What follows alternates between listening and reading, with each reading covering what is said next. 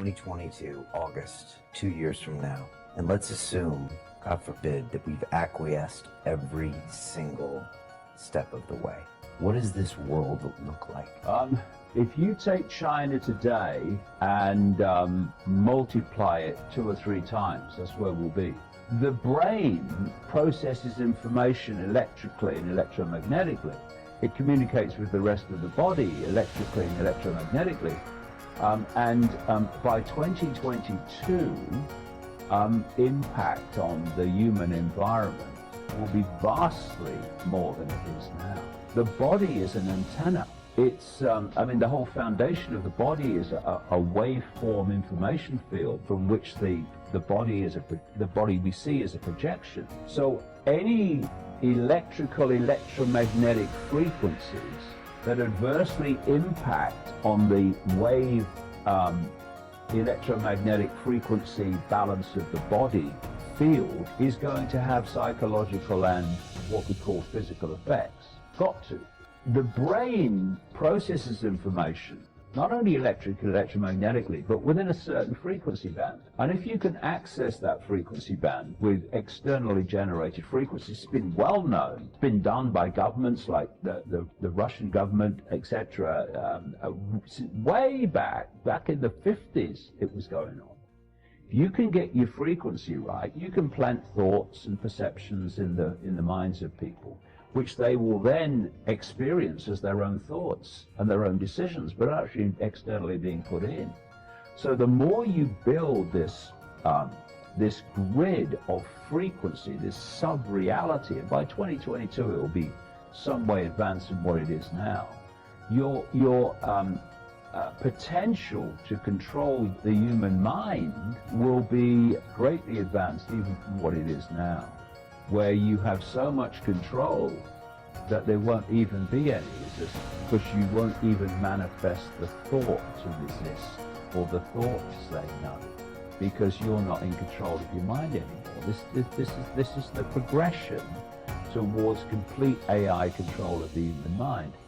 We are literally at the cusp between what remains of human freedom and the end, completely the end of human freedom, even the ability to think what you choose to think.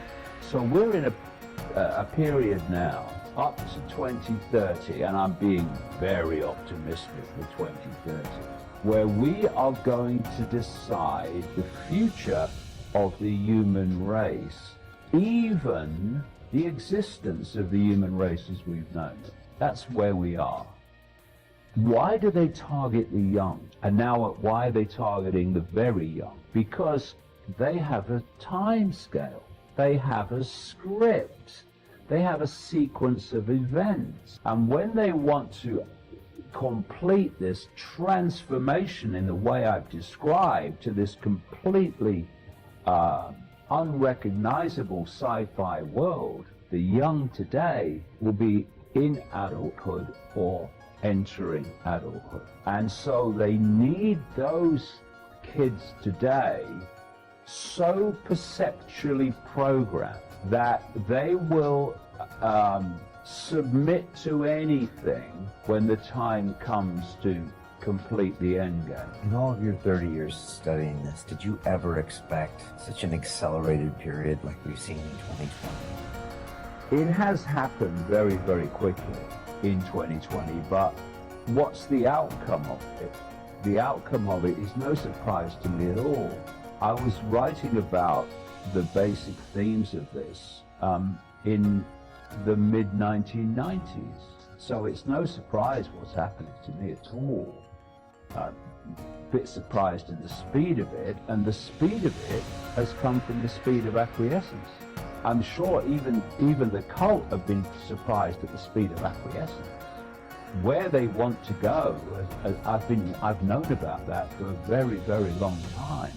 I've been trying to get across, taking it out of this hidden into the public arena. And of course they've been laughed at and been ridiculed and been dismissed. And this is why I said a long time ago, it's got to get really bad before we can turn this around, because only then will people realize that actually this is not some theory, this is fact, and this is real, and this is happening. There's such a chasm between what's going on and what most people think is going on. That chasm is a big gap to jump, and it really can only be jumped. It can only be seen by things becoming so bad that actually you can't deny it anymore. And that's what's happened to a lot of people in the last few months, which is why so many more people are looking at this information and starting to do their own research, which is brilliant. They are planning to transform human society. They want to transform it into what you would think of now as a sci-fi movie. They're openly talking about it. They're talking about 2030, and at that period, a year that comes up in relation to many different things.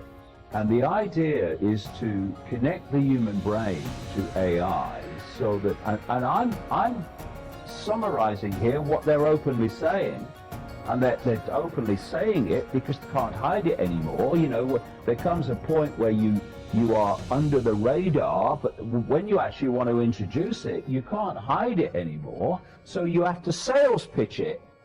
So you go from hiding it and developing it to selling it. So what they're selling it on is connect your brain to AI and you'll become superhuman, you'll become like the gods.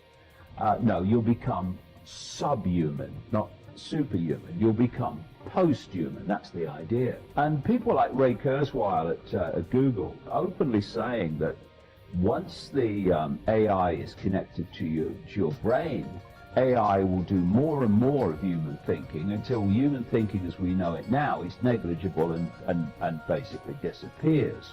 At that point, the human mind will be the AI mind. Up to this point, they've had to manipulate perception to dictate behavior. Their end game is to not even have to manipulate perception, but to become the perception via AI. And that's the point where you become the hive mind, where individuality is deleted.